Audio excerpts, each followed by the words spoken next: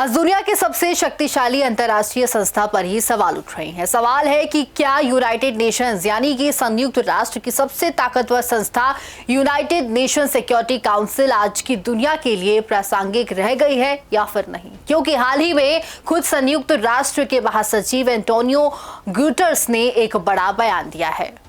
उन्होंने कहा कि सुरक्षा परिषद की संरचना आज भी 1945 की दुनिया को दर्शाती है, जबकि दुनिया अब पूरी तरह बदल चुकी है। तो सवाल ये है कि क्या वाकई सुरक्षा परिषद पुरानी हो चुकी है? क्या वीटो पावर इसकी सबसे बड़ी समस्या है? और क्या इसी वजह से कई बड़े संकटों पर संयुक्त राष्ट्र असहाय दिखता है? सबसे पहले समझते हैं सुरक्षा परिषद क्या है। संयुक्त राष्ट्र की स्थापना 1945 में हुई थी, जब वर्ल्ड वॉर 2 खत्म हुआ। उस समय दुनिया ने तय किया कि भविष्य में बड़े युद्ध को रोकने के लिए एक वैश्विक संस्था बनाई जाए। इसी तरह सुरक्षा परिषद बनाई गई।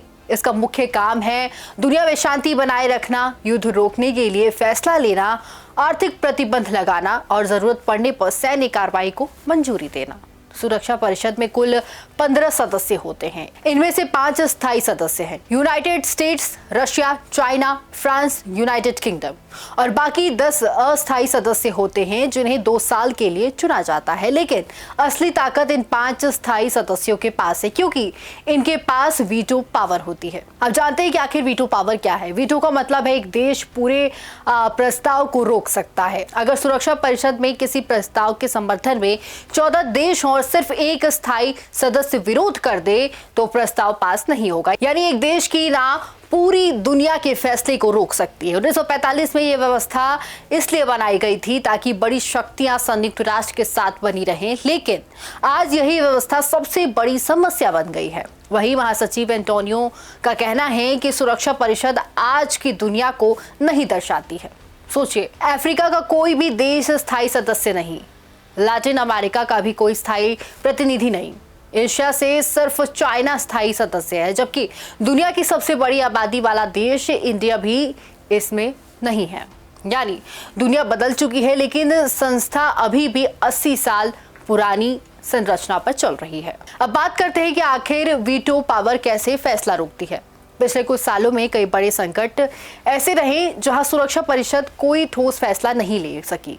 उदाहरण के लिए रशियन इन्वेजन ऑफ यूक्रेन। जब रशिया ने यूक्रेन पर हमला किया तो रूस खुद सुरक्षा परिषद का स्थायी सदस्य है, इसलिए उसने अपने खिलाफ आने वाले प्रस्ताव को वीटो कर दिया। इसी तरह इजराइल हमास वॉर के दौरान युद्ध विराम के लिए प्रस्ताव आए, लेकिन कुछ को यूनाइटेड स्टेट्स ने वीटो कर दिया। परिणाम, संयुक्त राष्ट्र सिर्फ बयान देता रह गया, लेकिन जमीन पर युद्ध जारी रहा। ऐसे और भी कई मामले हैं। दुनिया में कई बड़े संकटों में सुरक्षा परिषद प्रभावी कार्रवाई नहीं कर पाई, जैसे सीरिया का गृह युद्ध, सूडान का संघर्ष, म्यांमार में सैन्य शासन, गाजा स्ट्रिप का मानवीय संकट।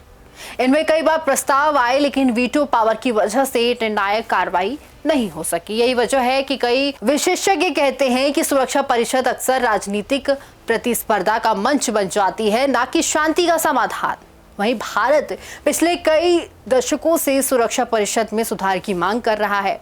भारत का तर्क है कि दुनिया की सबसे बड़ी आबादी, दुनिया की तेजी से बढ़ती अर्थव्यवस्था, संयुक्त राष्ट्र के सबसे बड़े शांति मिशन योगदानकर्ताओं में से एक, फिर भी भारत स्थायी सदस्य नहीं है। भारत के साथ ब्राजील, जर्मनी और जापान भी सुधार की मांग कर रहे हैं। इन्हें अक्सर G4 देश कहा जाता है। इनका कहना है कि अगर सुरक्षा परिषद को प्रासंगिक बनाना है तो इनमें एक स्थायी सदस्य शामिल करने होंगे। अब सवाल आता है कि सुधार क्यों नहीं हो पा रहे हैं, क्योंकि ये आसान नहीं है। सुरक्षा परिषद में बदलाव के लिए संयुक्त राष्ट्र चार्टर बदलना पड़ता है और इसके लिए संयुक्त राष्ट्र के 2/3 देश की मंजूरी चाहिए और सभी 5 स्थायी सदस्यों की सहमति भी जरूरी है। यानी जिन देशों के पास पहले से शक्ति है वही तय करेंगे कि शक्ति बांटी जाए या फिर नहीं।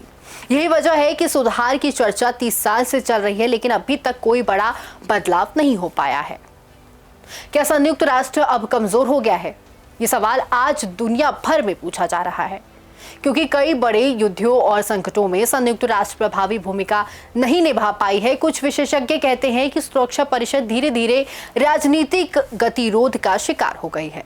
लेकिन दूसरी तरफ कई लोग ये भी मानते हैं कि इसके बावजूद संयुक्त राष्ट्र अभी भी जरूरी है, क्योंकि यही एक मंच है जहां दुनिया के लगभग सभी देश एक साथ बैठकर बातचीत कर सकते हैं। अगर सुधार नहीं हुए तो भविष्य में 3 संभावनाएं हो सकती हैं। पहली, सुरक्षा परिषद में नए स्थायी सदस्य जोड़े जाएं, जैसे भारत या फिर अफ्रीकी देशों को।